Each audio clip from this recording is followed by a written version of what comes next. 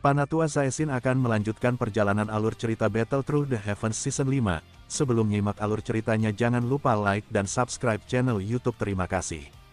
Pertempuran melalui surga, bab 1122, Taruhan. Sedikit tawa dingin terdengar di halaman depan, menyebabkan ekspresi Cao Dan menjadi jauh lebih gelap dan lebih serius. Dia menoleh, dan matanya mendarat di sebuah pintu menuju halaman depan. Dua sosok perlahan muncul di tempat itu. Aku bertanya-tanya mengapa klan Ye tiba-tiba menjadi begitu tegas. Ia telah menemukan cukup banyak pembantu, Cao Dan memperhatikan Xiao Yan dan dokter peri kecil saat mereka berjalan perlahan.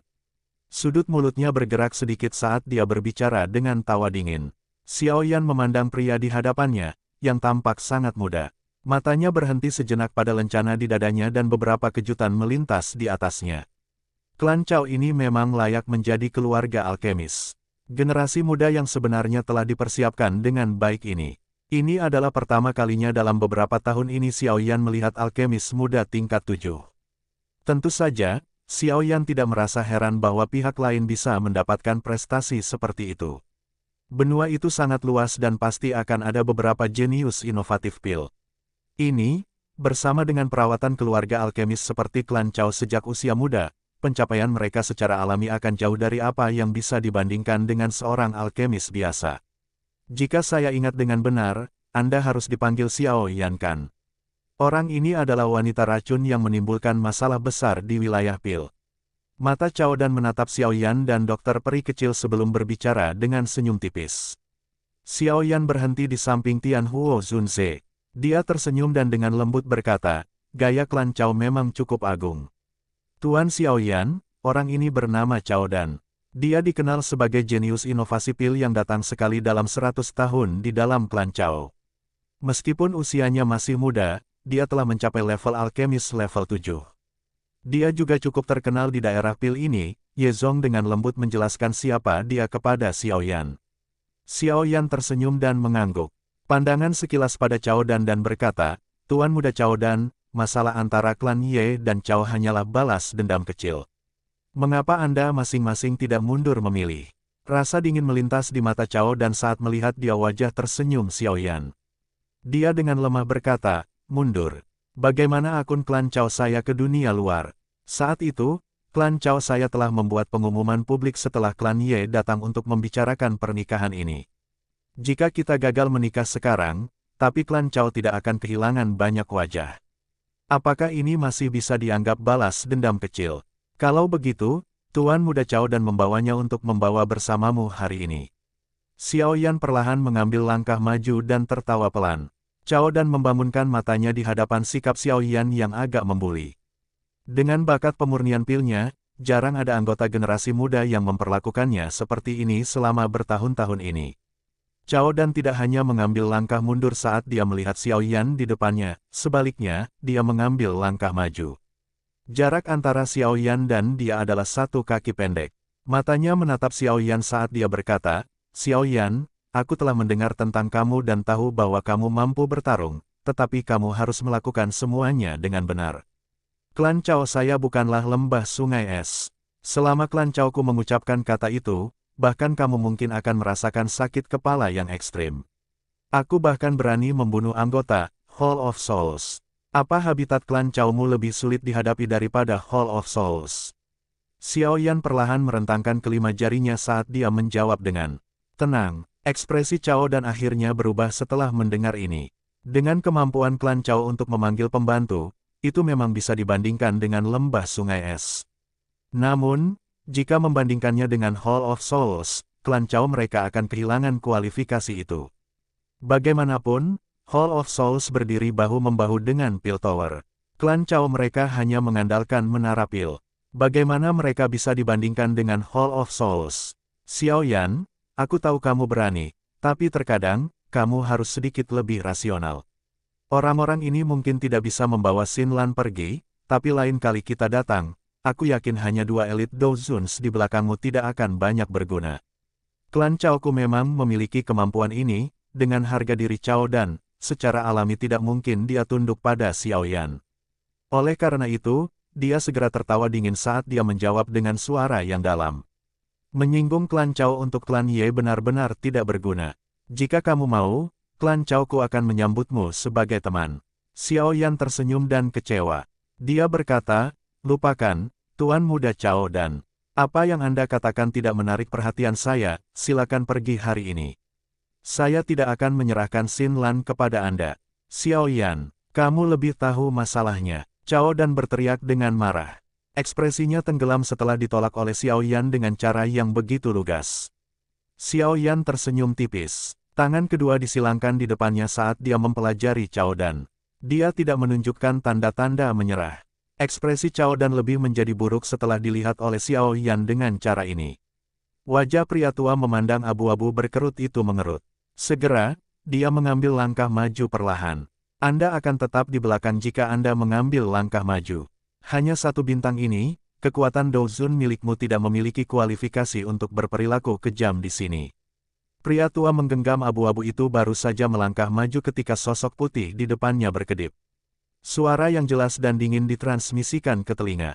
Ekspresi pria tua berpakaian abu-abu berubah sedikit setelah mendengar kata-katanya.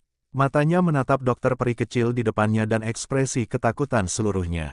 Dia bisa merasakan bahwa dokter peri kecil juga seorang elit Douzun. Selain itu, kemungkinan tingkatnya lebih tinggi dari dia. Kata-kata dokter peri kecil baru saja terdengar ketika tampaknya telah merusak suasana tegang yang ditarik pedang.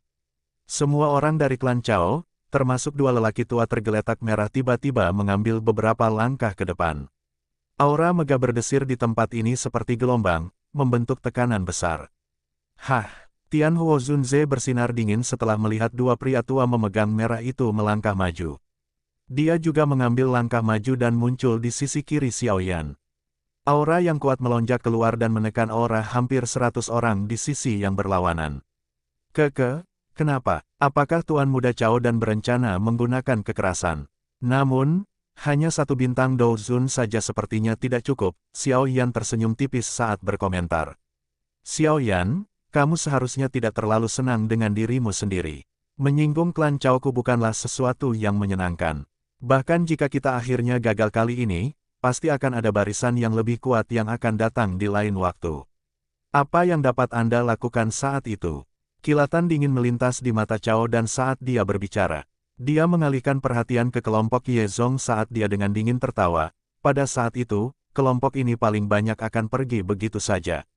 Namun, klan Ye sepertinya akan menjadi target klan Chao untuk melampiaskan kemarahannya. Kemungkinan klan Ye akan dihapus dari wilayah Pil di masa depan.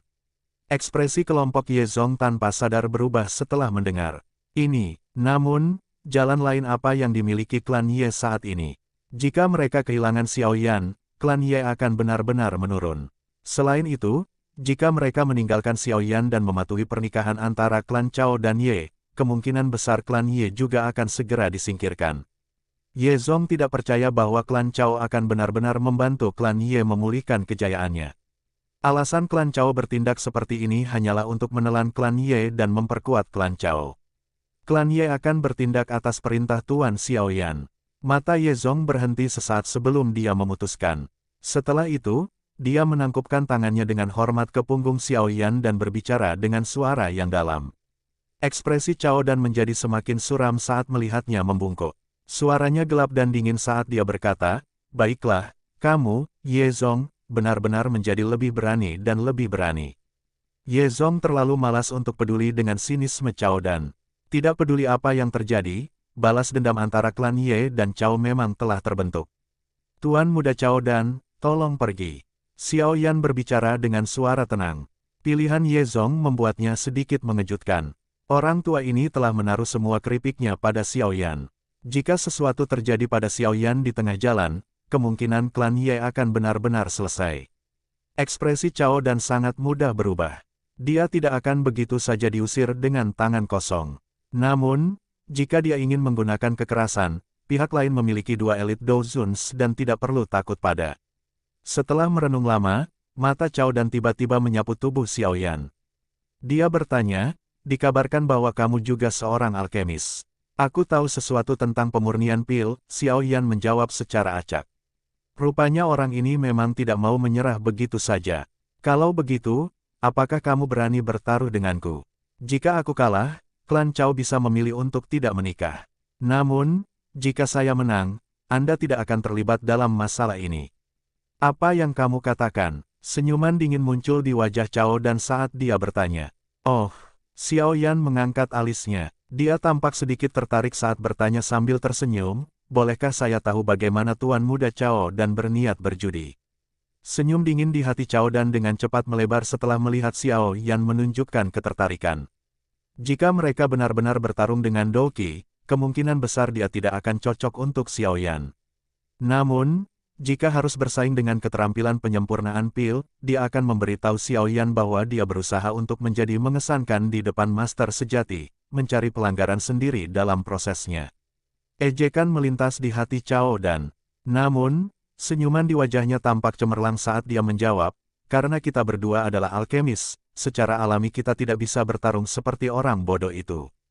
Kita harus mengikuti aturan alkemis, mari saling menantang dalam hal bermain api. Sekelompok api hitam pudar tiba-tiba muncul dari tangan Cao Dan begitu kata terdengar. Segera, kelompok itu bergoyang di telapak tangan. Itu berubah menjadi dua ular kecil hitam pekat yang terus-menerus meluncur di sekitar jari-jarinya, tampak patuh seperti roh. Tuan Xiao Yan, jangan berjanji padanya. Cao Dan memiliki bakat luar biasa dalam hal mengendalikan api. Bahkan di klan Cao, seseorang dapat menghitung jumlah orang yang melebihi dia dengan satu jari. Ye Zong buru-buru menyela setelah mendengar kata-kata Cao Dan. Kejutan melintas di mata Xiao Yan saat mendengar ini. Tak disangka Cao Dan memiliki bakat seperti itu dalam hal pengendalian api. Apa yang kamu katakan? Jika Anda tidak berani menerima tantangan, Anda tinggal mengucapkan sepatah kata pun. Aku bukan orang yang akan memperkuat orang lain, Cao Dan menatap Xiao Yan sambil tersenyum. Dingin. Kata-kata, mempersulit orang lain benar-benar tampak agak lucu saat diucapkan dari mulutmu. Xiao Yan mengecilkan dan mengomel, mengabaikan ekspresi tenggelamnya Cao Dan. Jangan gunakan lidahmu yang fasih. Apakah Anda akan berkompetisi? Jika tidak, saya mungkin akan kembali tanpa apa-apa. Namun, orang-orang yang akan datang di lain waktu tidak akan mudah untuk menghadap, Cao Dan berkata dengan dingin. Dia merasakan kemarahan melonjak di dalam hatinya ketika dia melihat senyum di wajah Xiao Yan. Karena kamu menyukainya, aku akan menemanimu. Xiao Yan tersenyum. Senyuman itu mengandung kecerdikan tidak peduli bagaimana orang melihatnya. Xiao Yan belum pernah bersaing dengan orang lain dalam hal bermain api sebelumnya. Namun, satu-satunya hal yang dia sadari adalah bahwa dia memimpin diri dalam hal ini.